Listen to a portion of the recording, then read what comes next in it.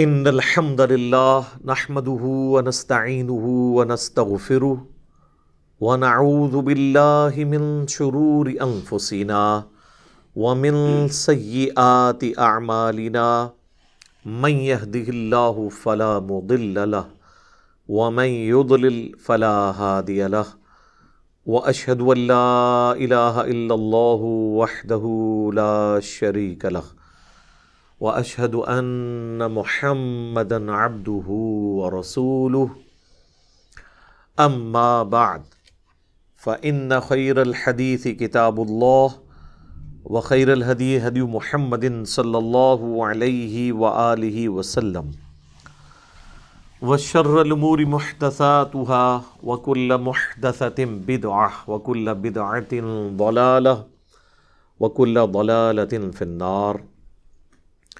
اعوذ باللہ السمیع العلیم من الشیطان الرجیم من ہمزہ ونفخہ ونفثہ بسم اللہ الرحمن الرحیم. رب اشرح لی صدری ویسر لی امری واحلل عقدۃ من لسانی یفقہوا قولی. بسم اللہ الرحمن الرحیم.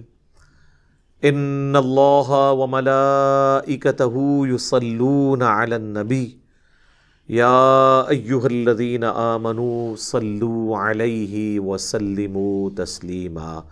اللہم صل علی محمد وعلی آل محمد کما صلیت علی ابراہیم وعلی آل ابراہیم انک حمید مجید. اللہم بارک علی محمد وعلی آل محمد کما بارکت علی ابراہیم وعلى آل إبراهيم إنك حميد مجيد. اللهم ربنا آتنا في الدنيا حسنة وفي الآخرة حسنة وقنا عذاب النار. ربنا آتنا من لدنك رحمة وهيئ لنا من أمرنا رشدا.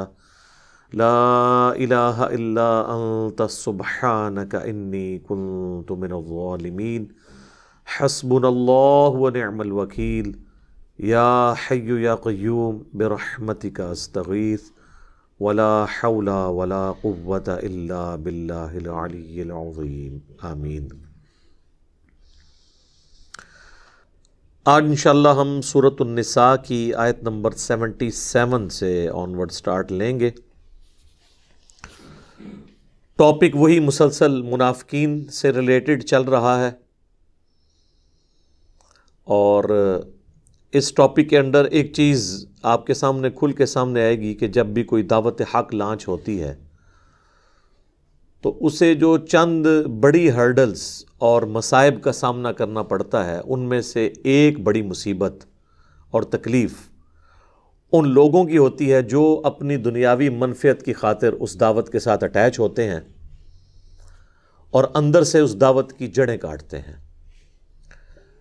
جڑیں اس اعتبار سے بھی کاٹتے ہیں کہ وہ کافروں کو اس دعوت کے خلاف رپورٹنگ کرتے رہتے ہیں، ابھارتے رہتے ہیں، اور اس اعتبار سے بھی کہ ان کمزور دل لوگوں کی وجہ سے جو بیچارے ضعیف العقیدہ قسم کے مسلمان ہوتے ہیں، جن کا ابھی ایمان اتنا مضبوط نہیں ہوتا، ان کے قدم بھی لڑکھڑانا شروع ہو جاتے ہیں. تو یہ دعوت کا کام دلیر لوگوں کا کام ہے. بزدل لوگ تو خود تو بزدل ہوتے ہی ہیں، باقیوں کو بھی کر دیتے ہیں. اگر کوئی بیچارہ ہمت پکڑتا بھی ہے تو اس کو بھی بزدل کر دیں گے. تو یہ اس چیز کا آپ کو ذرا آئیڈیا ہوگا اب یہ جو آیات آ رہی ہیں اس حوالے سے 77 آنورڈ.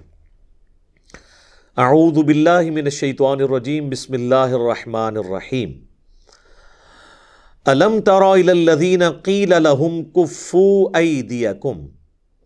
کیا تم نے ان لوگوں کو نہیں دیکھا کہ جنہیں حکم یہ دیا گیا تھا مکے کے اندر کہ اپنے ہاتھوں کو بندھا رکھو، یعنی کافروں کے ساتھ لڑائی کرنے کی ضرورت نہیں ہے، فی الوقت صبر کے ساتھ چلو. کیونکہ ٹیم بڑی مختصر تھی، اگر وہ ایکٹیو ریزسٹنس کرتے تو یہ خطرہ تھا کہ کافر مٹھی بھر مسلمانوں کو ختم کر دیتے. تو اللہ تعالیٰ نے مسلمانوں کو وحی خفی کے ذریعے یعنی نبی علیہ السلام کے ذریعے یہ بات پہنچا دی. ظاہر قرآن میں کہیں یہ آیت نہیں ہے کہ جہاں پر واضح حکم ہو نبی علیہ السلام کو کہ آپ نے کافروں کے خلاف پیسیو ریزسٹنس کرنی ہے، یہاں اس چیز کا ذکر آیا کہ ہم نے یہ حکم دیا تھا، وہ کہاں دیا تھا؟ وہ نبی علیہ السلام کو وحی خفی کے ذریعے۔ یہ آیت بھی ثبوت ہے کہ نبی علیہ السلام پہ وحی جلی کے علاوہ بھی وحی خفی بھی نازل ہوتی تھی آپ علیہ السلام کے دل کے اوپر، ورنہ تو قرآن میں کوئی آیت ایسی ہونی چاہیے تھی جس میں یہ آیت میں موجود ہوتا کہ اے مسلمانوں، ہم تمہیں حکم دیتے ہیں کہ اپنے ہاتھوں کو بندھا رکھو، کافروں کے خلاف فی الوقت ہاتھ نہ اٹھاؤ۔ اشارتاً تو کئی ایک چیزیں قرآن میں موجود ہیں جس میں کہا گیا کہ اے نبی علیہ السلام ان سے آپ اعراض کریں، ان کو ان کے حال پہ چھوڑ دیں، لیکن ان الفاظ کے ساتھ کہیں قرآن میں آیت نہیں ہے کہ کافروں کے خلاف آپ نے لڑنا نہیں ہے۔ تو نبی علیہ السلام کو یہ وحی خفی کے ذریعے یہ چیز بتائی گئی، اور اصحاب کو جن کے اوپر ظلم ہو رہے تھے ان کو حکمت یہی سجھائی گئی کہ اب آپ نے اس کے اگینسٹ کوئی ریٹیلیٹ نہیں کرنا، ورنہ اس کا نیگیٹو رزلٹ نکل سکتا ہے، مختصر جماعت ہے جب تک کہ آپ کے ہاتھ مضبوط نہ ہو جائیں۔ اور مدینہ شریف میں جا کے ظاہر یہ ہاتھ مضبوط ہوئے الحمدللہ۔ تو اللہ تعالیٰ اس کی طرف اشارہ فرما رہا ہے کہ ہم نے مکے میں یہ حکم دیا تھا کہ اپنے ہاتھوں کو بندھا رکھو، ورنہ آپ یقین کریں یہ جو کافر مسلمانوں پہ تکلیفیں ڈھا رہے تھے، ایک شخص کو جب آپ مارتے پیٹتے ہیں کچھ تو آگے سے وہ ریزسٹنس کرتا ہی ہے نا۔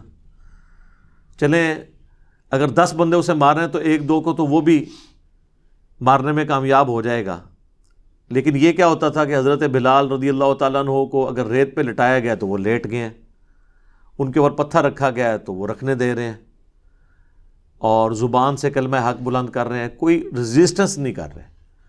آپ ایک بلی کو بھی اگر کمرے میں بند کر دیں نا تو وہ بھی ریٹیلیٹ کرے گی، تو انسان تو پھر بہرحال انسان ہے۔ یہ حضرت خباب رضی اللہ تعالیٰ عنہ کی پیٹھ کے اوپر جب وہ گرم سلاخیں پھیر رہے تھے، حتیٰ کہ ان کے جسم کی چربی پگھل کے وہ سلاخیں ٹھنڈی ہو جاتی تھیں، تو اس تکلیف کے دوران وہ کوئی ریئیکٹ تو کر سکتے تھے، ظاہر ریئیکٹ کرتے تو وہ ان کو مار بھی دیتے۔ حکم یہ تھا کہ اپنا صبر پیش کرنا ہے تاکہ کافروں کے اوپر یہ دھاک بیٹھ جائے کہ مسلمان جب دین میں جاتے ہیں تکلیفیں برداشت کرتے ہیں، لیکن اپنے رب اور اس کے محبوب صلی اللہ علیہ وآلہ وسلم کی تعلیمات سے روگردانی نہیں کرتے۔ اسی کو پیسیو ریزسٹنس کہا گیا، یہ مکی دور کی ریزسٹنس تھی۔ وَأَقِیمُوا الصَّلَاةَ، اور یہ بھی حکم تھا کہ نماز کو قائم رکھو، وَآتُوا الزَّکَاةَ، اور زکوٰۃ ادا کرو۔ اب جب مکی دور میں بات ہو رہی ہے نا نماز کو قائم کرنے کی، تو اس سے مراد صرف ایک رات کی نماز ہوتی تھی، 5 وقتہ نمازوں کا شیڈیول جو ہے وہ مکی دور کے اندر نہیں تھا۔ بالکل مکی دور کے اینڈ پہ جا کے واقعہ معراج ہوا ہے جس میں 5 نمازیں، جو بخاری مسلم میں آتا ہے کہ اللہ کے محبوب صلی اللہ علیہ وآلہ وسلم کو اللہ تعالیٰ نے دی تھی۔ پہلے قیام اللیل ہوتا تھا، رات کا قیام ہوتا تھا، جس کا ذکر سورۃ المزمل میں ہے، یا ایھا المزمل قم اللیل الا قلیلا نصفہ او انقص منہ قلیلا، یا تو آدھی رات کے قریب قیام کریں یا اس سے تھوڑا سا بڑھا لیں آپ، یعنی اب آدھی رات کا قیام تو آپ سمجھ لیں یہ 5 نمازوں سے بھی مشکل کام تھا۔ 5 نمازوں کی تو فرض رکھتوں کی اب ساری ڈیوریشن بھی جمع کریں تو 1 گھنٹے سے زیادہ نہیں بنتی، اور آدھی رات کا قیام، سردیوں کی راتیں تو 12 گھنٹے کی بھی ہوتی ہیں، اتنی لمبی راتیں۔ گرمیوں کی بھی اگر مختصر رات بھی لگائیں تو 4-5 گھنٹے کا تو کہیں قیام نہیں گیا۔ تو اس وقت یہ قیام اللیل تھا، اسی میں صحابہ کرام نبی علیہ السلام سے قرآن سنتے تھے اور وہ یاد کرتے تھے۔ عرب کے لوگوں کی کرائمنگ بہت تھی، چونکہ وہ لکھنا پڑھنا جانتے نہیں تھے، تو ان کی ساری ایفرٹ ہوتی تھی کہ سن کے چیزوں کو زبانی یاد رکھنا،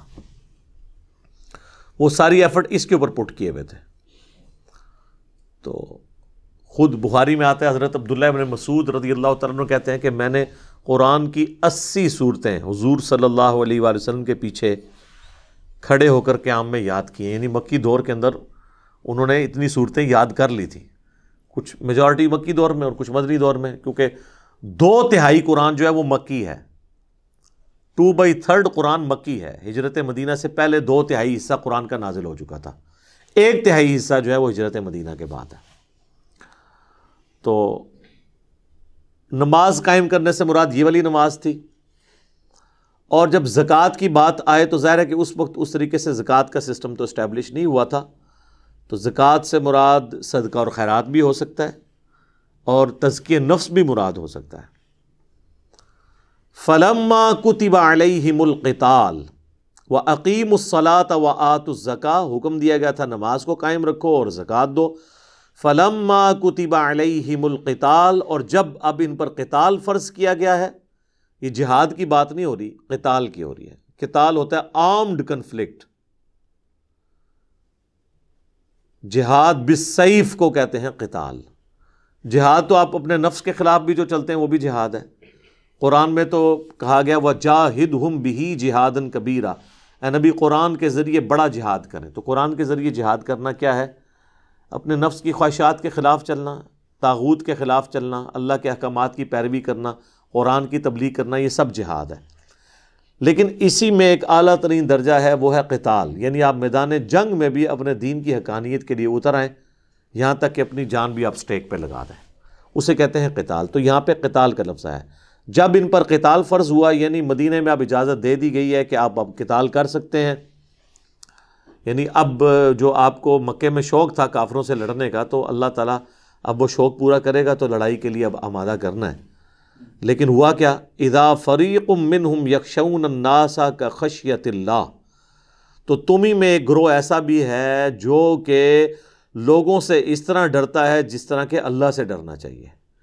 یہ ویسے یعنی نعرے مارنے تو آسان ہوتے ہیں، جب موت سامنے آتی ہے نا، تکلیف سامنے آتی ہے، تو پھر بہت کم لوگ ثابت قدمی دکھاتے ہیں.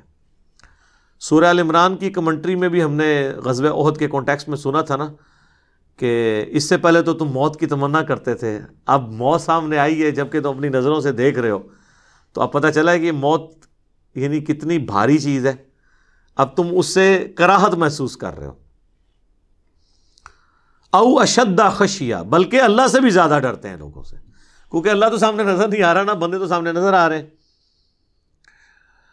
وقالوا ربنا لما كتبت علينا القتال، اور کہتے ہیں اے رب ہمارے، ہم پہ تو نے قتال کیوں فرض کر دیا. لولا اخرتنا الى اجل قریب، کیوں نہ ہمیں تو نے مہلت دے دی تھوڑی دیر تک کے لیے. یعنی اتنی بھی کون سی جلدی ہے، ٹھیک ہے کوئی آگے معاملات سیدھے ہوں، پہلے جوش اور بعد میں وہی لوگ جو جوش دلانے والے ہیں وہ کہتے ہیں جناب ذرا کوئی صاحب نہ ٹرو جی. ہاں جی، اتنی بھی کوئی ڈیڑھی جلدی ہے. تو لوگ تو کسی حال میں بھی خوش نہیں ہوتے ہیں. اچھا، اب یہ آیات ظاہر ہے کہ اسپیسیفکلی منافقین کے بارے میں تو نہیں ہے، کیونکہ مکے میں تو منافق نہیں تھے. اب ہمارے اہل سنت کے ہاں جب قرآن کی تفسیر کی جاتی ہے نا، تو وہ کہتے ہیں یہ منافقین کے بارے میں ہے. حالانکہ منافقین کے بارے میں ہے تو یہ تو مکی زندگی کا ذکر ہو رہا ہے کہ وہاں ہم نے تمہیں حکم دیا تھا کہ اپنے ہاتھوں کو بندھا رکھو، اب تمہیں قتال کا کہتے ہیں تو تم میں یہ ایسا گروہ موجود ہے جو یہ کر رہا ہے. تو ظاہر ہے کہ سارے مسلمان ایک لیول کے نہیں ہوتے. مکے میں بھی سب لوگ ایک ایمان کے لیول کے نہیں تھے، کچھ اعلیٰ ایمان والے تھے، کچھ کمزور ایمان والے تھے. پھر مدینے میں بھی آ کے اگر مدینے کے بھی کوئی مسلمان اس میں مراد دیے جائیں تو اس میں بھی سب ایک لیول کے نہیں تھے. جن کی اتنا تزکیہ ہوا ہو ان کو اب مشکل نظر آ رہی تھی. تو اہل سنت کی طرف سے یہ انہی رویہ اختیار کیا جاتا ہے، اور اہل تشیع جو ہیں وہ کہتے ہیں یہ صحابہ کرام کے بارے میں، لیکن انصاف کرتے وہ کہتے ہیں کہ سارے صحاب کے بارے میں نہیں، جو بیچ میں سے کمزور ایمان والے تھے، تو اس میں کوئی ایسا مسئلہ نہیں ہے. یہ والا معاملہ تو موجود تھا. یہ تو جب تکلیف سامنے آتی ہے پھر پتہ چلتا ہے. اس کانٹیکسٹ میں میں نے اکثر جو حدیث بیان کی ہے حضرت حذیفہ ابن یمان رضی اللہ تعالیٰ عنہ کے حوالے سے صحیح مسلم کی، جو غزوہ خندق کے موقع پر، تو وہ تیرے ہوتے جنم لیا ہوتا، تو آپ نے دیکھا ان کے لیے کتنا مشکل وقت تھا. رازدار رسول ہیں، کامل الایمان مومن ہیں. تو صحیح مسلم میں موجود ہے کہ کچھ تابعین آ کے کہتے ہیں کہ آپ کتنے خوش نصیب ہیں کہ آپ اللہ کے نبی کے ساتھ نمازیں پڑھتے تھے، قتال کرتے تھے. کاش ہم نے بھی وہ زمانہ پایا ہوتا تو ہم اللہ کے نبی کا ساتھ دیتے. تو حضرت حذیفہ ابن یمان نے کہا کہ یہ اتنا آسان کام نہیں ہے. تمہیں میں ایک واقعہ سناتا ہوں کہ سخت سردیوں کی رات تھی غزوہ خندق کے موقع پر. اللہ کے نبی علیہ السلام نے کہا کہ کون ہے جو اس وقت اٹھ کر کافروں کی جاسوسی کر کے ان کی خبر مجھے دے اور قیامت والے دن میرا ساتھ اسے نصیب ہو۔ تو یہاں تو میرے لیے تقریباً سارا پاکستان ہی کھڑا ہو جاتا، اس لیے کہ نہ تو جانا ہے نہ کھڑا ہونا ہے کی ضرورت ہے، اے سی والے کمروں میں بیٹھ کے یہ واقعات سنانے ہیں۔ تو سیدنا حذیفہ کہتے ہیں کہ کوئی شخص بھی نہیں کھڑا ہوا۔ نبی علیہ السلام نے دوسری دفعہ اناؤنسمنٹ کی کہ کون ہے کہ جو اس وقت جا کے کافروں کی جاسوسی کرے ایک سردیوں کی رات میں، اور قیامت کے دن اللہ کے نبی کا ساتھ اسے نصیب ہو۔ اس سے بڑی کوئی چیز ہو سکتی ہے؟ اللہ کے نبی کا ساتھ، شفاعت، جنت الفردوس میں حضور کا ساتھ۔ کوئی بھی نہیں کھڑا ہوا، تیسری دفعہ بھی کوئی نہیں کھڑا ہوا۔ چوتھی دفعہ حضور نے کہا حذیفہ، تو کہتے ہیں میں نے دل میں سوچا کہ اب تو اٹھنا پڑے گا، اب تو اسپیسیفکلی حکم، اب تو ایمان والا معاملہ ہے۔ پہلے تو کوئی بھاگنے کی گنجائش تھی کیونکہ جنرل حکم تھا۔ تو کہتے ہیں کہ میں اٹھا تو حضور علیہ السلام نے فرمایا کہ جاؤ کافروں کی جا کے جاسوسی کر کے مجھے خبر دو، اور دیکھنا کوئی ایسی ویسی حرکت نہیں کرنی ہے کہ ہمارے لیے بعد میں تم مصیبت کوئی کھڑی کرے دینا۔ تو کہتے ہیں کہ میں اٹھا تو اس وقت بڑے بوجھل دل کے ساتھ اٹھا، لیکن جیسے ہی اٹھا تو مجھے ایک نا نظر آنے والا کمبل جس طرح کے اڑا دیا گیا ہو، گویا کہ میں ایک گرم حمام میں داخل ہو گیا۔ یعنی یہ ایک معجزہ ظاہر ہوا اللہ کی طرف سے۔ اور کہتے ہیں میں اسی طریقے سے باہر نکل گیا، مجھے کوئی ٹھنڈ نہیں لگ رہی ہے، مجھے یوں لگ رہا ہے جس طرح میں گرم حمام کے اندر کسی کنٹرول انوائرمنٹ میں چل رہا ہوں۔ حتیٰ کہ میں نے کافروں کو دیکھا کہ وہ رات کے وقت اپنے نیزے اور تیر وغیرہ اور تلوار وغیرہ یہ تیز کر رہے ہیں، اور کہتے ہیں ایک لمحے کے لیے تو ابو سفیان میرے تیر کے نشانے پہ بھی آ گیا، اور میں نے ارادہ کیا کہ میں اس کا کام تو ختم کروں نا، کیونکہ وہ سردار تھا کافروں کی طرف سے۔ پھر مجھے حضور کی نصیحت یاد آئی کہ کوئی نواں موازنہ کھول کے آ جائیں، تو میں پھر رک گیا۔ کہتے جب میں واپس آیا نبی علیہ السلام کی خدمت میں جیسے ہی حاضر ہوا، رپورٹ کیا، تو دوبارہ سے مجھے جو ہے نا ٹھنڈ لگنا شروع ہو گئی۔ یعنی باہر گرمائش میں تھے، اندر آ کے ٹھنڈ، کوئی معجزہ تھا۔ کہتے ہیں کہ میں جب مجھے ٹھنڈ لگی تو نبی علیہ السلام نے اپنی مبارک چادر میرے اوپر ڈال دی، اور وہ کہتے ہیں بس وہ چادر ڈالنے کی دیر تھی مجھے نیند آ گئی اور میں سو گیا۔ پھر جب فجر کا وقت ہوا تو حضور نے مجھے جگایا کہ حذیفہ اٹھ جاؤ۔ تو یعنی وہ حضور علیہ السلام نے یہ بھی شفقت فرمائی کہ دنیا میں ایک انعام دیا، ان کو چادر بھی دے دی۔ بہرحال یہ صحیح مسلم کی حدیث غزوہ خندق کے کانٹیکسٹ میں اس بات کا واضح ثبوت ہے کہ یہ بات کرنا آسان ہے، دین کے لیے تکلیفیں اٹھانا بہت مشکل کام ہے۔ آج جہاد اور قتال کے واقعات لوگ کتنے مزے لے لے کے سناتے ہیں۔ ابھی یہ رمضان شریف کا مہینہ چل رہا ہے نا، ابھی یہ 17 رمضان آئے گا تو آپ غزوہ بدر دیکھیں لوگ کس طرح بیان کر رہے ہوں گے، جیسے کہ آج ہی اگر بدر دوبارہ ہو تو یہ سب سے آگے ہوں گے، لیکن کوئی آگے نہیں ہوگا۔ ہم لوگ تو معاشرے کی ڈر کی وجہ سے سنت کے مطابق رفع الیدین کے ساتھ رکوع میں جاتے وقت اور اٹھتے وقت نماز پڑھنے کے لیے تیار نہیں ہوتے۔ ہمارا معاشرہ ہمیں جو ہے وہ نشانہ بنا لیتا ہے، رشتہ دار بنا لیتے ہیں، ایون بے نمازی بھی میدان عمل میں اتر آتے ہیں سمجھانے کے لیے کہ تنو کیا ہو گیا ہے۔ تو عقائد کی اصلاح اور سسٹم کو للکارنا، شرک کے اوپر بولنا، یہ تو بڑا مشکل کام ہے۔ تو بہرحال جب مصیبت کا وقت آتا ہے اس وقت ذرا پرابلم اور کھڑی ہو جاتی ہے۔ بخاری اور مسلم دونوں میں موجود ہے، حضرت سہل ابن سعد الساعدی، یہ شروع کے مسلمانوں میں سے ہیں، بدری اصحاب میں سے ہیں، اور یہ آخر میں جو فوت ہوئے اصحاب ان میں سے حضرت معاویہ رضی اللہ تعالیٰ عنہ کا انہوں نے دور پایا ہے۔ تو جب لوگ حج کے لیے آیا کرتے تھے نا تو یہ بیت اللہ میں بیٹھ کے لوگوں کو نبی علیہ السلام کی باتیں سنایا کرتے تھے۔ ظاہر ہے اس وقت تابعین تھے، دور دراز سے لوگ زیارت کے لیے آتے تھے، جو کوئی 2-4 اصحاب رسول بچ گئے ہیں ان کی زیارت کریں، صحبت کریں، ان سے باتیں ڈائریکٹ سنیں۔ تو چونکہ آل امیہ کا دور تھا اور ممبروں پہ حضرت علی پہ سب و شتم ہو رہا تھا، تو سہل ابن سعد الساعدی خانہ کعبہ شریف میں بیٹھ کے حاجیوں کو یہ حدیث سنایا کرتے تھے، اللہ کی قسم میں جانتا ہوں کہ غزوہ احد کے موقع پر جب نبی علیہ السلام کو زخم لگا اور آپ کے یہ نیچے کے دانت شہید ہو گئے تو کون تھا جو نبی علیہ السلام کے زخم کو دھوتا تھا اور کون مرہم پٹی کر رہا تھا؟ پھر وہ کہتے تھے اللہ کی قسم سیدنا علی ابن ابی طالب ایک ڈھال میں اس ڈھال کو الٹا کر کے، اب وہ ڈھال ہوتی ہے نا وہ جو تلوار سے بچنے کے لیے، اس کو اگر الٹا کریں تو اتنا بڑا ایک وہ پانی کا آپ سمجھ لیں برتن بھی بن جائے گا، کیونکہ وہ اس میں پیٹ نکلا ہوتا ہے، ایسے کرویچر ہوتی ہے اس کے اندر. تو پانی لے کر آئے اور سیدہ فاطمہ جو ہے اس میں سے پانی لے کر نبی علیہ السلام کا زخم دھو رہی تھی. اور جب وہ خون نہیں رکتا تھا تو سیدہ فاطمہ نے ایک کاٹن کا کپڑا جو ہے اس کو جلا کے اس کی راکھ نبی علیہ السلام کے زخم پہ رکھی اور پھر وہ خون رسنا بند ہوا. اور ظاہر ہے وہ اتنا زیادہ خون آپ کا بہہ گیا تھا کہ بلڈ پریشر لاس ہونے کی وجہ سے نبی علیہ السلام بے ہوش ہو گئے تھے. اسی وجہ سے نبی علیہ السلام کی شہادت کی افواہ بھی پھیل گئی تھی، جس پہ وہ پھر آیت سورہ آل عمران کی بعد میں اللہ تعالیٰ نے کمنٹری کے طور پہ نازل کی نا 144 وما محمد الا رسول قد خلت من قبلہ الرسل افإن مات او قتل، محمد تو نہیں مگر ایک رسول، اگر یہ مر جائیں اور پاکستان میں وصال فرما جائیں، ترجمہ یہ کرتے ہیں وہ، یا جنگ میں قتل کر دیے جائیں یعنی شہید ہو جائیں، تو کیا تم اپنے دین سے الٹے قدم پھر جاؤ گے؟ تو جو کوئی تم میں دین سے الٹے قدم پھرے گا اللہ کا کچھ نہیں بگاڑ سکے گا، اور اللہ تعالیٰ جزا دے گا ثابت قدم رہنے والوں کو، اہل ایمان کو. تو یہ آیت اس موقع پہ نازل ہوئی.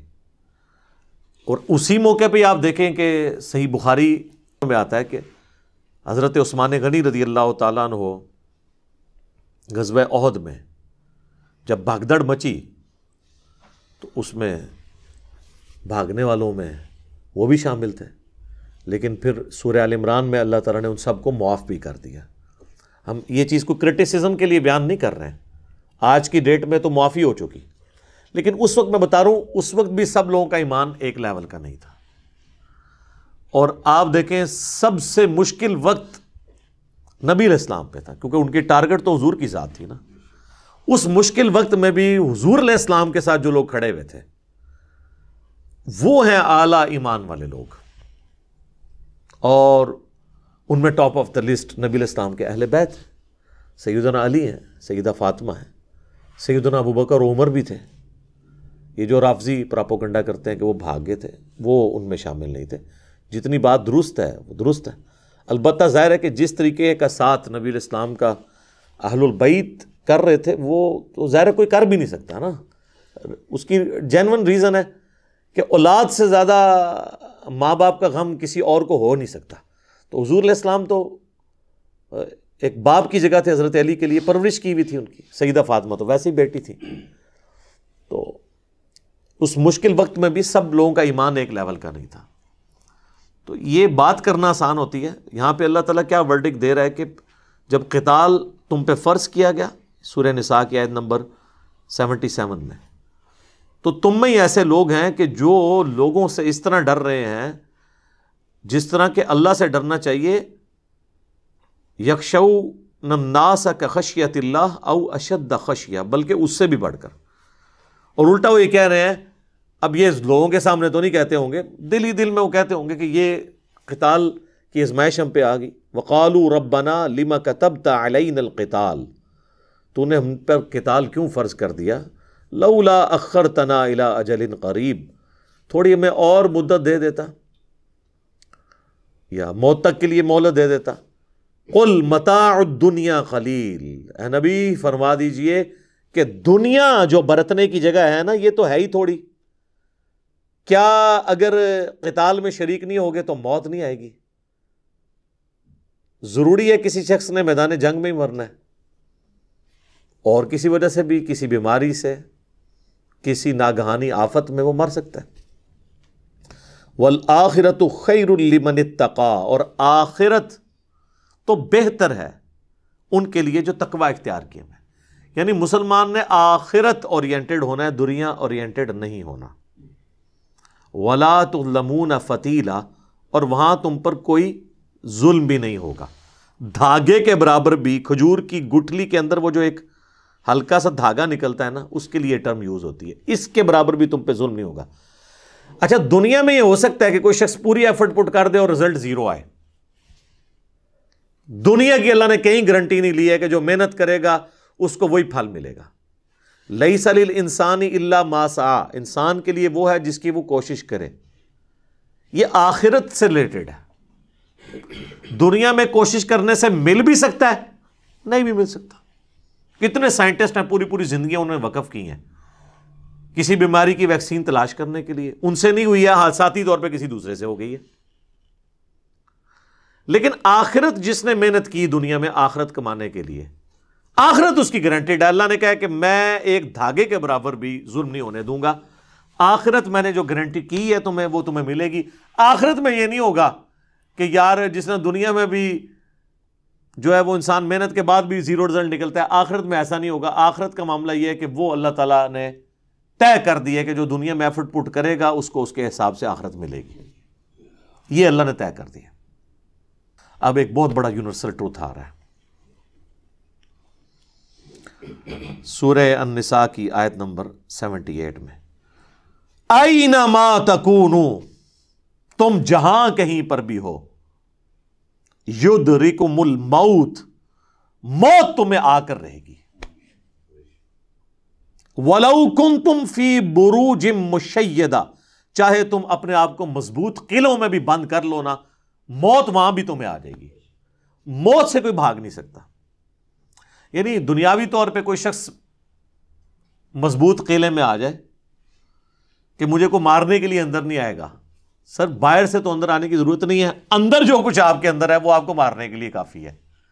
Heart failure, kidney failure, cancer, کوئی بھی بیماری لگ سکتی ہے. باہر کی ٹریفک کو تو کسی حد تک آپ مینج کر سکتے ہیں، لیکن جو اندر چل رہا ہے وہ تو اتنا کمپلیکس نظام ہے کہ ذرا سی بھی آپ کی صرف جو سیلز کی خلیوں کی ڈسٹریبیوشن ذرا سی بھی ڈسٹرب ہو جائے کینسر بن جاتا ہے. اس کے اوپر کسی کا کنٹرول ہے؟ کتنی ینگ ڈیتھس آپ آئے دن سنتے رہتے ہیں جی. 25 سال کا لڑکا تھا جی، 30 سال کا لڑکا تھا جی، ہارٹ فیلئر سے مر گیا جی. یہ بھی جو افنان بھائی بتا رہے تھے ان کے دوست، سیری کر کے سوئے اٹھے ہی نہیں ہے، 27-28 سال عمر ہے. تو وہ اللہ تعالیٰ نے ہر شخص کو جو ٹائم دیا ہے وہ، لہٰذا جس طرح اللہ کو ایک ماننا ضروری ہے نا، اور اس میں کوئی شک نہیں ہے ایک ایمان والے شخص کے لیے، اس طرح بالکل اس طرح یہ ماننا ضروری ہے کہ جو رات باہر ہے قبر کی وہ اندر نہیں ہے، اور جو اندر ہے وہ باہر نہیں ہو سکتی. ایک لمحے، قرآن میں کئی جگہ یہ ٹاپک آیا ہے کہ جب موت آئے گی ایک لمحے نہ آگے ہوگی نہ پیچھے.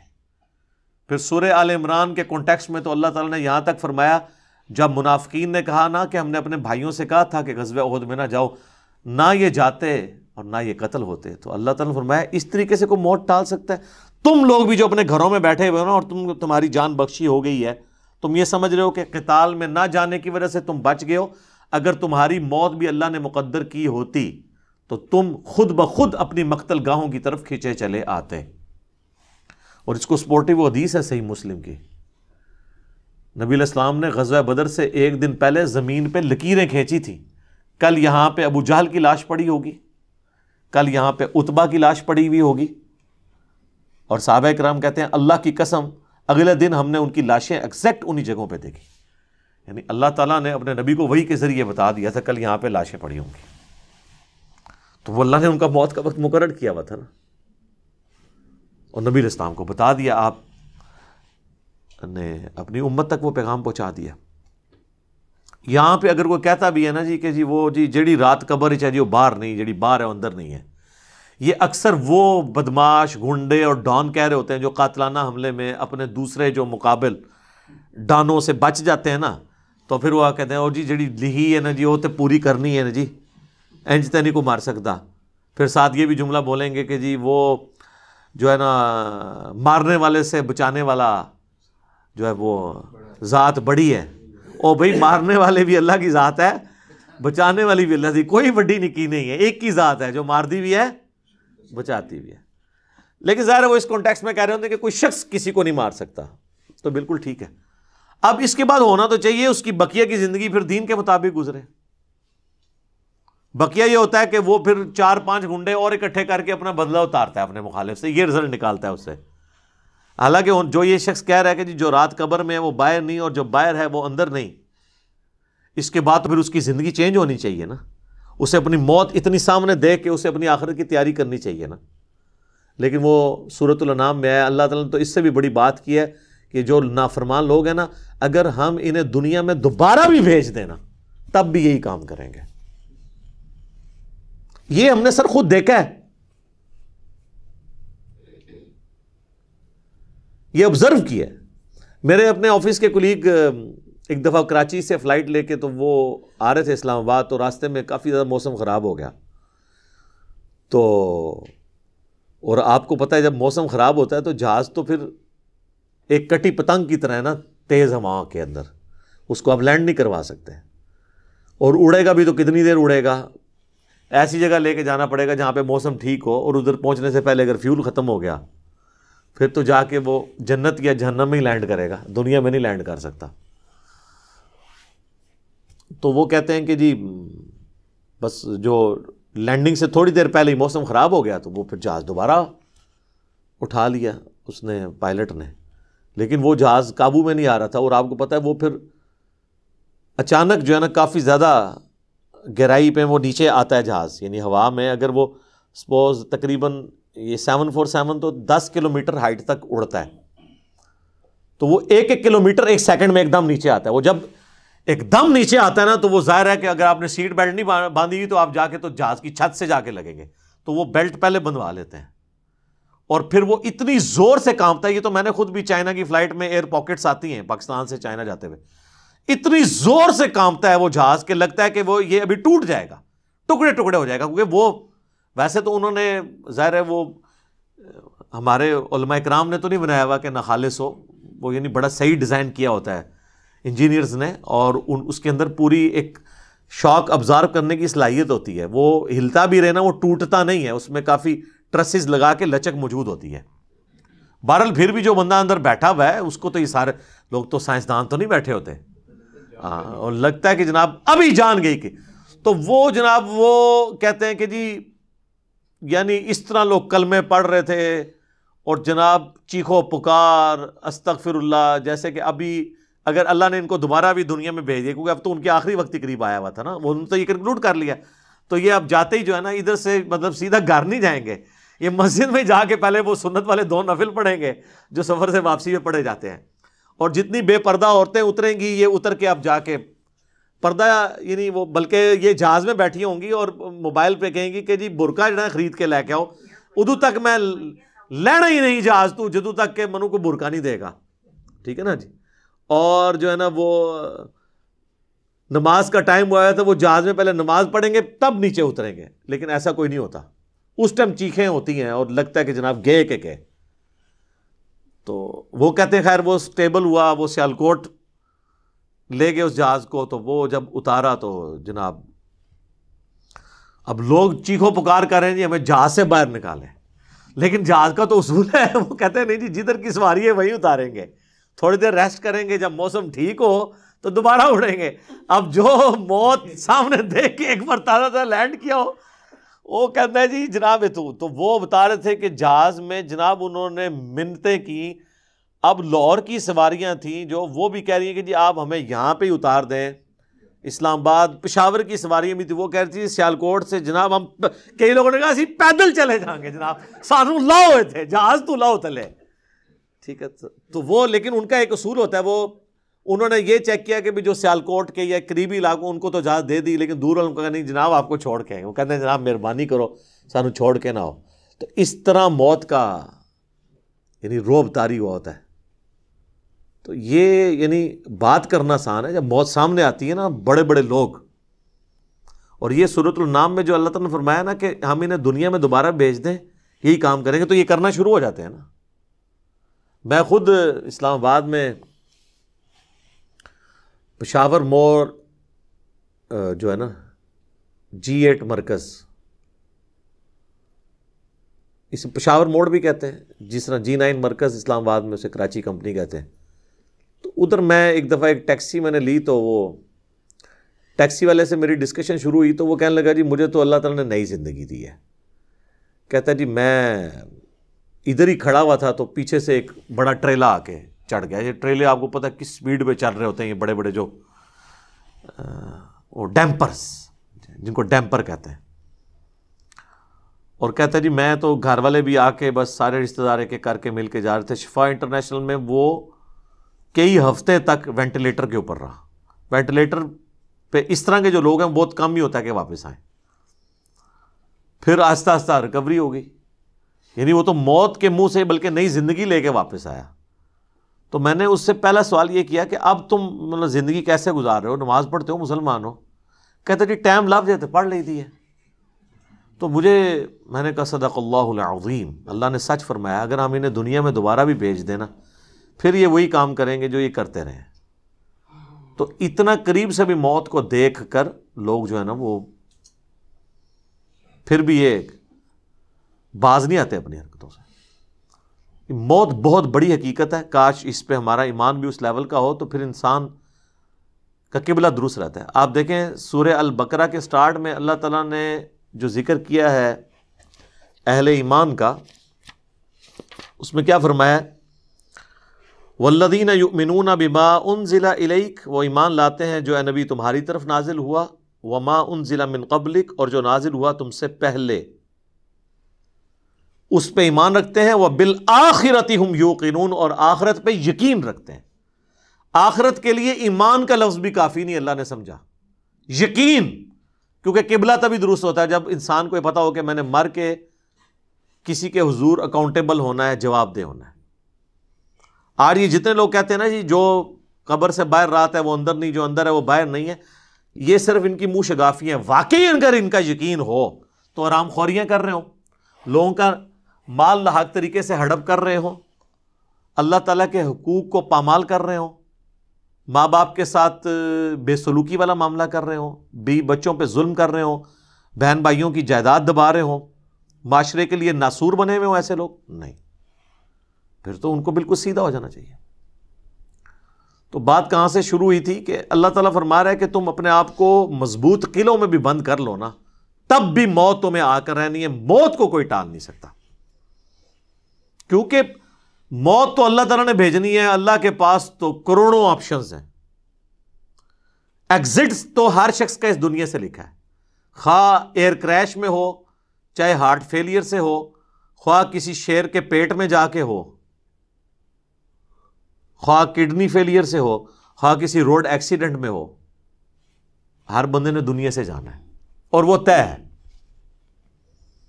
اس سے آگے پیچھے نہیں ہوگا. البتہ جو قاتل کو ہم سزا دیتے ہیں اس لیے کہ قاتل جو ہوتا ہے اس کو اللہ تعالیٰ نے یہ کام کرنے سے منع کیا ہوا ہے، وہ اس کی وجہ سے اسے سزا دی جاتی ہے. اس وجہ سے نہیں کہ وقت سے پہلے اسے قتل کر اس نے مار دیا، کیونکہ اس نے مارا اپنی ویل سے ہے، نافرمان، اس کی تو موت آنی تھی. اور اللہ تعالیٰ کو تو اپنے علم سے یہ بھی پتا ہے کہ کس نے کیا کرنا ہے. لیکن اللہ نے کسی کو پابند نہیں اپنے علم کا کیا کہ تو نے یہ کرنا ہے، بلکہ اللہ نے مستقبل کو فورس ہی خود ہی کیا ہوا ہے. جس طرح ایک استاد جب کسی نالائق شاگرد کو پیپروں سے ایک ہفتہ پہلے کہتا ہے کہ پتر تو تے فیل ہو جانا ہے، اور وہ فیل ہو بھی جائے، تو اس استاد کو آگے نہیں گلا کر سکتا ہے وہ اسٹوڈنٹ کے سر جی تہاڈی زبان بڑی کالی ہے، تسی کیا سی تاں میں فیل ہوئے، میں نے بڑی محنت کی سی. نہیں، تو اللہ تعالیٰ کو تو ڈیوائن علم بڑا کامل ہے، وہ مستقبل کے بارے میں فورس ہی کرتا ہے. اب رہا یہ معاملہ کہ اللہ نے ہمیں اس آزمائش میں ڈالا کیوں ہے، تو وہ اللہ نے اس کو بین کر دیا ہے. لا یسأل عما یفعل، اللہ کو کوئی نہیں پوچھ سکتا کہ اس نے یہ کیوں کیا. وہم یسألون، اور اللہ ہر ایک کو پوچھے گا. تو ابھی تو فی الوقت اللہ نے جس امتحان میں ڈالا ہے اس میں آپ نے گیون سرکمسٹانسز میں پرفارم کرنے کی کوشش کرنی ہے. ہماری ایک اکیڈمی کے بڑے قریبی ہمارے ممبر عمر بھائی فوت ہو گئے آلموسٹ 37 ایئرس کی ایج میں، اللہ تعالیٰ ان کی مغفرت کرے. اور ماشاءاللہ انہوں نے اپنی ینگ ایج کے اندر اپنے عقیدہ توحید کی اصلاح کی، اپنے گھر والوں تک اصلاح پہنچائی، اپنے والدین تک پہنچائی. خوش قسمت ہوتے ہیں وہ لوگ جو جوانی میں خود بھی توبہ کرتے ہیں اور اپنے بوڑھے 70-80 سال کے ماں باپ جو روایتی دین کو، قبر پرستی کے دین کو لے کے چل رہے ہوں، بزرگ بابوں کے دین کو، ان کو بھی وہ اپنے ساتھ اس رائے حق پہ لانے میں کامیاب ہو جائیں، یہ نصیب والوں کا حصہ ہے۔ تو ان میں سے ایک ہمارے وہ عمر بھائی بھی تھے، ان کا جنازہ بھی آپ کو پتہ ہے میں نے پڑھایا تھا، جیلم کی تاریخ میں چند بڑے جنازوں میں سے تھا، وہ ہزاروں لوگ اس میں شریک تھے۔ تو ان کی اچانک ڈیتھ ہوئی ہارٹ فیلئر سے۔ ینگ ایج میں اگر کسی کو ہارٹ اٹیک ہو تو یہ چانس ہوتے ہیں کہ اس کا ہارٹ فیل ہو جائے گا، کیونکہ ہارٹ ریئیکٹ کرتا ہے، بوڑھا بندہ پھر بھی سروائیو کر جاتا ہے۔ تو مجھے صحیح طرح یاد ہے کہ وہ ان کا ہارٹ فیل ہونے سے کچھ عرصہ پہلے کی بات ہے، 2017 میں جب میرے پہ پہلی دفعہ مرڈر اٹیمپٹ ہوئی 28 اکتوبر کو، اور اس میں میرا کافی خون بھی ضائع ہوا، کافی زیادہ زخم آئے، آپ لوگوں کو پتہ ہے۔ تو اس کے بعد میں عمر بھائی کے پاس ایک دفعہ گیا، ان کے شاپ پہ، ان کی فرنیچر کا بہت بڑا کاروبار ہے جیلم میں۔ تو میں نے گپ شپ شروع ہوئی تو مجھے کہتے ہیں علی بھائی میں چاہ رہا ہوں آپ کے لیے نا کوئی باڈی گارڈ رکھ دیتے ہیں، تو میں اس کی پیمنٹ کر دیا کروں گا۔ تو میں نے ان کو کہا کہ میرے بھائی آپ کا ابھی تک یہ یقین کامل نہیں ہوا کہ موت کو کوئی ٹال نہیں سکتا۔ تو پھر میں نے ان کو یہی آیات کوٹ کی تھی کہ اپنے آپ کو مضبوط، اینما تکونوا یدرککم الموت ولو کنتم فی بروج مشیدہ، تم جہاں کہیں بھی ہو موت تمہیں آ کے دبوچ لے گی، خواہ اپنے آپ کو مضبوط قلعوں میں بھی بند کر لو۔ تو میں نے ان کو بھی یہ بات سمجھائی، میں نے کہا میرے بھائی باہر کی ٹریفک کو تو آپ کنٹرول کر سکتے ہیں، کسی حملہ آور کو تو آپ روک سکتے ہیں، اندر جو اتنی کمپلیکس ٹریفک ہے، روزانہ میرا دل 1,00,000 دفعہ دھڑک کر 10,000 لیٹر خون پمپ کرتا ہے میری نسوں میں، اس ٹریفک کو کون کنٹرول کر سکتا ہے؟ 25 دفعہ ڈریسز کرتے ہیں روزانہ میرے گردے، یہ کام کرنا چھوڑ دیں، اس کو کون کنٹرول کر سکتا ہے؟ 23,000 دفعہ آلموسٹ پھیپڑے سانس اندر کرتے ہیں، اتنی دفعہ باہر کرتے ہیں۔ اب تو یہ کورونا کی وجہ سے لوگوں کو پوچھیں نظر، ان کو سانس لینا کتنا مشکل ہو رہا ہے، ریکوری ہوتے بھی کئی مہینے لگتے ہیں۔ یہ سانس ہمیں خود لینا پڑ جائے نا یاد کر کے، ایک دن نہیں آپ سانس لے سکتے۔ 12,000 دفعہ ہماری یہ پلکیں جھپکتی ہیں، اور یہ اگر آپ کو روزانہ یوں کرنی پڑ جائیں تو بس پھر آپ کوئی اور کام نہیں کریں گے، یہی کرتے رہیں گے۔ تو یہ سب کچھ میری مرضی کے بغیر اللہ تعالیٰ یہ سارے معاملات کو لے کے چل رہا ہوتا ہے۔ تو ہم باہر کی ٹریفک کو تو شاید مینج کر لیں کسی حد تک، وہ بھی کنفرم نہیں ہوتا۔ کئی بار روڈ ایکسیڈنٹ میں آپ دیکھتے ہیں لوگ اپنی جگہ پہ صحیح سائڈ پہ جا رہے ہوتے ہیں، مخالف سمت سے کوئی گاڑی آتی ہے، اس کا ٹائر پھٹتا ہے، وہ لڑکتی ہوئی دوسری طرف آ کے 4-5 بندے نیچے دے دیتی ہے۔ اب ان کا تو کوئی قصور نہیں ہے، وہ تو ہوتے ہی دوسری۔ یہ تو میں نے خود اس طرح کے ایکسیڈنٹس اپنی آنکھوں سے بھی دیکھے ہیں، تو پتہ ہی نہیں چلتا۔ تو باہر کی ٹریفک کو آپ کسی حد تک مینج کر لیں گے، لیکن اندر کی ٹریفک کو تو کوئی بھی نہیں کر سکتا۔ اور دیکھیں کچھ عرصے کے بعد ان کی اندر کی ٹریفک ہی فیل ہوئی اور دنیا سے چلے گئے۔ اللہ تعالیٰ ان کی مغفرت کرے، انہیں نیک کاموں کا اجر دے، ان کی برائیوں سے درگزر کرے، اور ہمیں بھی اپنی موت سے پہلے پہلے قبر و آخرت کی تیاری کرنے کی توفیق عطا فرمائے۔ اللہم من احییتہ منا فاحیہ علی الاسلام ومن توفیتہ منا فتوفہ علی الایمان، آمین۔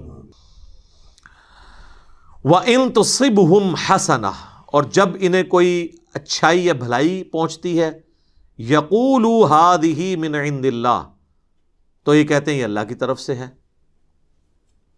اللہ کا بڑا کرم ہے۔ یہاں پہ بھی لوگ کہتے ہیں نا اللہ کا بڑا فضل ہوا جی، بالکل ٹھیک ہے، یہ بات بالکل درست ہے اگر واقعی یہ یقین ہے تو۔ وَإِن تُصِبْهُمْ سَيِّئَةٌ، لیکن جب کوئی تکلیف پہنچتی ہے نا انہیں، دین کے راستے میں تکلیفیں تو آئیں گی، يَقُولُوا هَٰذِهِ مِنْ عِنْدِكَ، وہ کہتے ہیں کہ اے نبی یہ تمہاری وجہ سے سب کچھ ہوا ہے، نعوذ باللہ۔ یہ آپ اندازہ کریں کہ یہ امتحان کتنی مشکل چیز ہوتی ہے کہ بڑے بڑے لوگوں کے بھی پاؤں ڈگمگانا شروع کر دیتے ہیں۔ یہاں پہ بھی ہوتا ہے جب کوئی وہ جی جناب اے نہ ہوتا، بس اے ایڈا تھوڑا مسئلہ ہویا نا تو تسی دیکھتے جناب کوئی مسئلہ نہیں، سب کچھ ٹھیک ہے۔ ہمیں بھی کئی لوگ کہتے ہیں جناب کہ یہ جو یہ ہے نا، آپ اس ٹاپک میں یہ ایک دو جملے آپ نہ بولیں تو آپ دیکھیں کچھ نہ صرف جملے یہ سب کچھ یہ اس وقت تک راضی نہیں ہوں گے جب تک آپ ان کی ملت پہ نہ آ جائیں. ان کو جملوں کا مسئلہ نہیں ہے, ان کو مسئلہ یہ ہے کہ جو ان کے لوگ ان کو چھوڑ گئے اور ان لوگوں کے ساتھ ان کا روزگار وابستہ ہے, ان کے چندے وابستہ ہے. وہ تو جب تک ان کی ملت پہ نہیں آئیں گے وہ راضی نہیں ہوں گے. اور اس کا ثبوت یہ ہے کہ جو باتیں ہم نے کہی نہیں ہوتی وہ ہمیں تھوپ رہے ہوتے ہیں آؤٹ آف کنٹیکسٹ.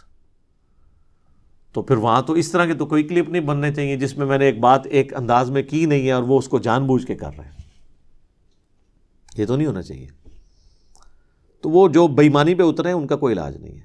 اور یہ دیکھ لیں ٹیم لیڈر کو وہ کہہ رہے ہیں کہ اللہ کا بڑا فضل ہے, یہ جو کچھ ہوا یہ آپ کی وجہ سے, نعوذ باللہ. قل کل من عند اللہ, اے نبی فرماؤ سب کچھ اللہ کی طرف سے ہے. انا للہ و انا الیہ راجعون.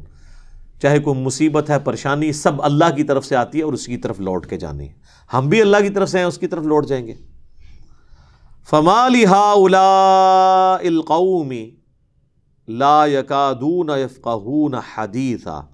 تو کیا حال ہے اس قوم کا کہ کوئی بات سمجھنے کے لیے تیار ہی نہیں ہوتے. یہ ما اصابک من حسنۃ فمن اللہ, اے نبی جو کوئی تمہیں بھلائی بھی آتی ہے تو یہ اللہ کی طرف سے تقدیر میں لکھی ہے آزمائش کے طور پہ. وَلَنَبْلُوَنَّكُمْ بِشَيْءٍ مِّنَ الْخَوْفِ وَالْجُوعِ وَنَقْصٍ مِّنَ الْأَمْوَالِ وَالْأَنفُسِ وَالثَّمَرَاتِ. یہ تو ہو کے رہنا ہے. وَمَا أَصَابَكَ مِن سَيِّئَةٍ فَمِن نَفْسِكَ. اور جو کوئی تمہیں تکلیف پہنچتی ہے تو یہ تمہارے نفس کی طرف سے ہوتی ہے. اب یہاں پہ روئے سخن ظاہر ہے کہ نبی علیہ السلام کو خطاب کر کے ان کے ساتھیوں کو اور مخالفین کو جواب دیا جا رہا ہے کہ دنیا میں بھی جس کو بھی کوئی تکلیف پہنچتی ہے تو وہ اس کے اپنے اعمال کے سبب آتی ہے. ظاہر ہے کہ انبیاء کے کیس میں تو ہم یہ نہیں کہیں گے کہ ان کے گناہوں کے سبب آتی ہے, بلکہ ان کو جو تکلیف آتی ہے وہ ان کے درجات کی بلندی کے لیے آتی ہے. اور عام بندے کو جو تکلیف پہنچتی ہے وہ اس کے گناہوں کی معافی کے لیے. جو بخاری مسلم میں حدیث ہے کہ جب بھی کسی مسلمان کو کوئی دکھ, درد یا اندیشہ پہنچتا ہے, حتیٰ کہ اس کے پاؤں میں کانٹا بھی چبھ جائے, تو اللہ تعالیٰ اس کے بدلے بھی اس کے گناہوں کو معاف کر دیتا ہے. تو تکلیفوں کے ذریعے اللہ تعالیٰ گناہوں کا کفارہ بناتا ہے عام بندوں کے کیس میں. اور انبیاء کے کیس میں چونکہ انہیں بہت اعلیٰ درجہ دینا ہوتا ہے تو ان کو اس اعلیٰ درجے تک پہنچانے کے لیے اعلیٰ لیول کی تکلیف دی جاتی ہے. حسین ابن علی کو اس آزمائش سے گزار کر جسٹیفائی کیا گیا کہ وہ جنتی نوجوانوں کے سردار ہیں. ورنہ تو لوگوں نے کہنا تھا کہ یہ تو نانا کی نسبت کی وجہ سے ٹائٹل مل گیا. تو ایسا نہیں ہے, اس تکلیف سے گزارا گیا. وَأَرْسَلْنَاكَ لِلنَّاسِ رَسُولًا, اور ہم نے آپ کو پوری انسانیت کی طرف رسول بنا کر بھیجا ہے. وَكَفَى بِاللَّهِ شَهِيدًا, اور اللہ تعالیٰ کافی ہے آپ صلی اللہ علیہ وآلہ وسلم کی رسالت کی گواہی دینے کے لیے. یہ کافر آپ کی دعوت حق قبول نہ بھی کریں تب بھی اللہ کافی ہے اس بات کی گواہی دینے کے لیے, اور اللہ کی تائید کی وجہ سے ان قریب آپ کا غلبہ ہو جائے گا. اور لوگوں نے دیکھا ہے. اب میرے بھائیوں, یہ جو آیت ہے سورہ النساء کی آیت نمبر 80, یہ بھی قرآن حکیم کی چند اہم ترین آیات میں سے ہے. گھنٹوں اس پہ گفتگو ہو سکتی ہے, کریٹیکل آیت ہے. مَن یُطِعِ الرَّسُولَ فَقَدْ أَطَاعَ اللَّهَ, جو کوئی رسول کی اطاعت کرے گا گویا وہ اللہ کی اطاعت کر رہا ہے. اسپیسیفکلی یہ منافقین سے کہا جا رہا ہے چونکہ ان کے لیے نبی علیہ السلام کی شخصی اطاعت بڑی مشکل تھی. وہ یہ دیکھتے تھے کہ یہ بھی ہماری طرح کے انسان ہے, حالانکہ وہ ہماری طرح کے سپیشیز میں تو انسان ہے, مرتبے میں تو نہیں ہے. ان پہ اللہ کی وحی آتی ہے, ان کو اللہ تعالیٰ نے ایکسٹرا آرڈنری کوالٹیز دی ہوئی ہیں. تو اللہ تعالیٰ یہ کیڑا ان کے دماغ سے نکال رہا ہے کہ رسول کی اطاعت کو عام اطاعت نہ سمجھنا, یہ اللہ کی اطاعت ہے. وَمَن تَوَلَّىٰ, اور جو کوئی رخ پھیرے گا, فَمَا أَرْسَلْنَاكَ عَلَيْهِمْ حَفِيظًا, تو نبی ہم نے آپ کو ان کے اوپر نگہبان بنا کر نہیں بھیجا کہ آپ نے زبردستی ان کو سچائی کی دعوت دینی ہے. اِنَّا هَدَيْنَاهُ السَّبِيلَ إِمَّا شَاكِرًا وَإِمَّا كَفُورًا, بے شک ہم نے ہدایت کا راستہ تو واضح کر دیا, جس کی مرضی وہ حق قبول کرے, جس کی مرضی وہ روگردانی کرے. والذین جاہدوا فینا لنہدینہم سبلنا، جو لوگ ہماری راہ میں کوشش کریں گے ہم انہیں راستہ دکھا دیں گے، ان کے لیے راہیں کھول دیں گے اپنے تک پہنچنے کی۔ تو اطاعت رسول اللہ کی اطاعت ہے۔ اس کانٹیکسٹ میں یہاں تک حدیث ہے بخاری اور مسلم میں، نبی صلی اللہ علیہ وآلہ وسلم نے فرمایا جس نے میرے بنائے ہوئے کسی امیر کی اطاعت کی اس نے میری اطاعت کی، اور جس نے میری اطاعت کی اس نے اللہ کی اطاعت کی، اور جس نے میرے بنائے ہوئے کسی امیر کی نافرمانی کی اس نے میری نافرمانی کی، اور جس نے میری نافرمانی کی اس نے اللہ کی نافرمانی کی۔ لیکن یہ اطاعت کسی امیر کی معروف میں ہے، منکر میں نہیں ہے۔ وہ جو بخاری و مسلم میں متفقن علیہ دونوں کتابوں میں یہ حدیث ہے، سیدنا علی اس کے راوی ہیں کہ نبی علیہ السلام نے ایک انصاری صحابی کو امیر بنا کر بھیجا ایک لشکر پہ، کسی بات پہ اس امیر کو غصہ آ گیا اپنی جو ماتحت لوگ ہیں ان پر، اور اس نے کہا کہ اس کا علاج اب یہ ہے کہ ایک بہت بڑا آگ کا الاؤ بہت بڑا الاؤ جلاؤ، اور تم سب کے سب اب اس آگ میں کودو تاکہ میرا یہ غصہ ٹھنڈا ہو، تم نے میری نافرمانی کی ہے اور میری نافرمانی رسول اللہ کی نافرمانی ہے۔ اور آگ جلوائی تو پھر صحابہ میں اختلاف ہو گیا، انہوں نے کہا ہم آگ سے بچنے کے لیے تو رسول اللہ کے دامن کرم میں ہم نے تھاما تھا، پناہ لی تھی، تو پھر ہمیں اسی آگ میں پھینک رہے، ہم اس تیرے حکم کو نہیں مانیں گے۔ اور اتنے میں آگ ٹھنڈی ہو گئی اور اس صحابی کا غصہ بھی ٹھنڈا ہو گیا۔ جب حضور صلی اللہ علیہ وآلہ وسلم کے پاس پہنچے تو آپ علیہ السلام نے فرمایا کہ اگر تم اس آگ میں کودتے نا تو پھر کبھی بھی آگ سے نہ نکلتے، جہنم کی آگ تک اس میں رہتے تم، یعنی اس آگ سے اس آگ میں شفٹ ہوتے۔ اور پھر نبی علیہ السلام نے وہاں پہ فرمایا کہ مخلوق کی اطاعت معروف میں ہے، منکر میں نہیں ہے۔ اللہ کی معصیت میں، اللہ کی نافرمانی میں مخلوق کی اطاعت نہیں ہے۔ تو یہ مسلمانوں کو کنسیپٹ دیا گیا۔ تو رسول اللہ کی اطاعت اللہ کی اطاعت ہے۔ نبی علیہ السلام کا کیس ڈیفرنٹ ہے، وہاں پہ تو ہر بات ماننی ہے۔ کیوں؟ ما ضل صاحبکم وما غوا، نہ نبی تمہارے بہکے ہیں نہ کبھی بہرا چلے۔ حتیٰ کہ اس کا کلائمیکس ہے جو سورہ آل عمران کی آیت نمبر 31 ہے، قل ان کنتم تحبون اللہ فاتبعونی یحببکم اللہ۔ اے نبی تم فرماؤ کہ بالفرض اگر تم اللہ سے محبت کے دعوے دار ہو نا تو پھر میری یعنی نبی علیہ السلام کی اتباع کرو، پھر اللہ بھی تم سے محبت کرے گا، تمہارے گناہوں کو بھی معاف کر دے گا، وہ بخشنے والا مہربان ہے۔ یعنی نبی علیہ السلام کی اتباع کرنی ہے، صرف اطاعت نہیں۔ اور اتباع کہتے ہیں محبت کے ساتھ پیروی، دل پہ جبر رکھتے ہوئے نہیں، اندر سے۔ جس طرح کہ صحیح بخاری میں آتا ہے عبداللہ بن عمر رضی اللہ تعالیٰ عنہ اپنے سفر حج میں جب وہ نبی علیہ السلام کے بعد جایا کرتے تھے تو حضور علیہ السلام کے ساتھ سفر کرتے ہوئے جن جن جگہوں پہ نبی علیہ السلام نے پڑاؤ کیا، جہاں جہاں نماز پڑھی، وہ ان جگہوں پہ اپنی سواری کو روک کے نماز پڑھتے تھے۔ حتیٰ کہ ایک جگہ وہ تابعی کہتے ہیں کہ مسجد تھی، مسجد میں نماز نہیں پڑھی، اس کے پاس ٹیلے کے پاس ایک پتھر تھا، وہاں پہ نماز پڑھی کہ نبی علیہ السلام نے یہاں پڑھی تھی۔ حتیٰ کہ مسند احمد میں تو یہاں تک ہے کہ نبی علیہ السلام نے ایک جگہ پیشاب کیا تھا، عبداللہ ابن عمر نے وہاں پہ جا کے پیشاب بھی کیا کہ میں حضور کی اس ادا کو ادا کر رہا ہوں۔ اس لیول تک پیروی کرتے تھے۔ تو محبت کے ساتھ اطاعت کرنی ہے۔ باقی ہم یہ نہیں کہتے، جس طرح اہل حدیث بہت زیادہ اطاعت کے اوپر زور دیتے ہیں، چونکہ بریلوی صرف محبت کو لے کے چل رہے ہوتے ہیں، اور وہ کہتے ہیں بس محبت کر لی تو اب انشاءاللہ تعالی جنت میں جائیں گے۔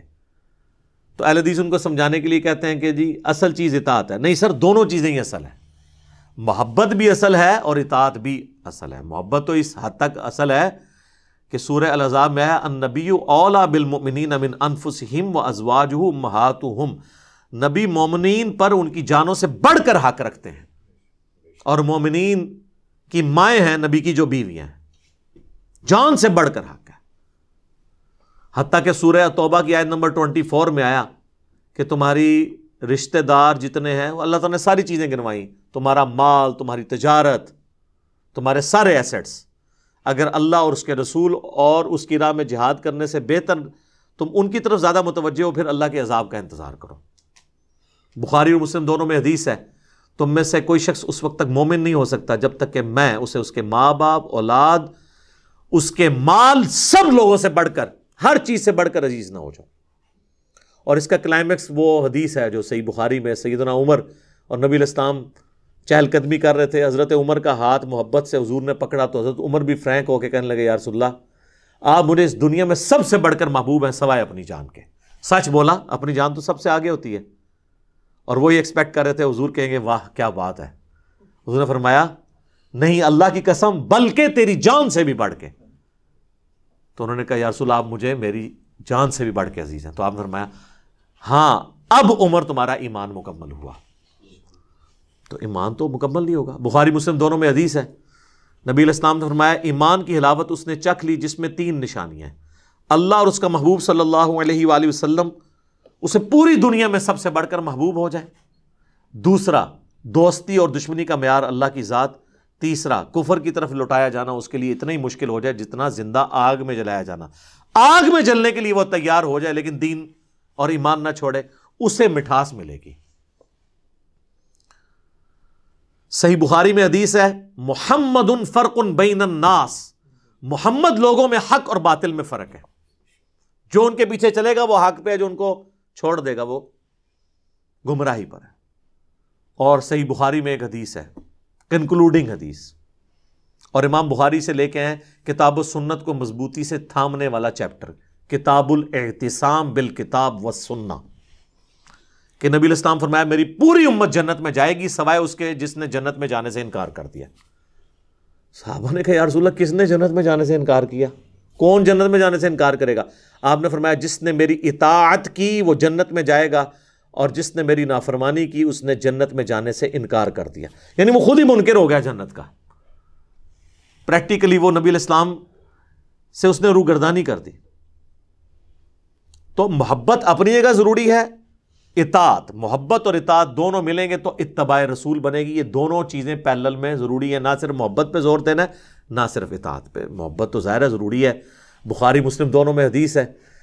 ایک شخص نے آ کے عرض کیا اللہ کے نبی قیامت کب آئے گی؟ آپ فرمایا قیامت کے لیے کوئی تیاری بھی کی ہے؟ اس نے کہا یا رسول اللہ زیادہ تیاری تو نہیں, یعنی فرض ہی پورے کرتا ہوں, باقی زیادہ کوئی میں نے ایکسٹراڈنری ایفرٹ نہیں کی. یہ نہیں ہے کہ وہ نماز بھی نہیں پڑھتا تھا بالکل ہی کوہرا سی, نہ البتہ میں اللہ اور اس کے رسول سے محبت کرتا ہوں. تو آپ نے فرمایا انسان پھر قیامت والے دن اسی کے ساتھ ہوگا جس سے وہ دنیا میں محبت کیا کرتا تھا. انس بن مالک کہتے ہیں اللہ کی قسم نبی علیہ السلام پر ایمان لانے کے بعد ہمیں حضور کی کسی بات سے اتنی خوشی نہیں ہوئی جتنی اس بات سے کہ جو شخص جس سے محبت کرتا ہے قیامت والے دن اس کا ساتھ اسے نصیب ہوگا. پھر بخاری مسلم کے الفاظ ہیں, انس بن مالک کہتے ہیں اے اللہ گواہ ہو جانا میں تیرے نبی سے, ابو بکر سے, عمر سے محبت کرتا ہوں, گو میرے اعمال رسول اللہ ابو بکر اور عمر والے نہیں ہیں رضی اللہ عنہما وصلی اللہ علیہ وآلہ وسلم, لیکن پھر بھی میں تجھ سے امید کرتا ہوں کہ مجھے قیامت والے دن ان کا ساتھ نصیب فرمانا.